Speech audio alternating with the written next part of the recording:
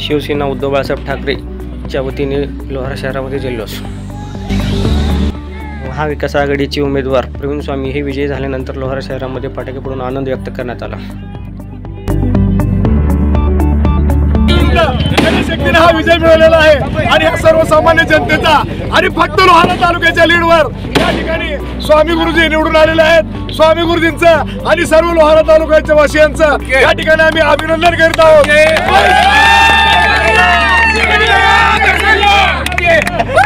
जनतेचा विजय झाला।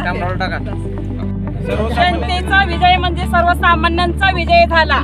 प्रवीण सरांना मतदान केल्याबद्दल सगळ्यांचे धन्यवाद। तसेच भारतीय जनता पार्टीच्या वतीने लोहारा शहरातील छत्रपती शिवाजी महाराज चौकात फटाके फोडून आनंद व्यक्त करण्यात आला।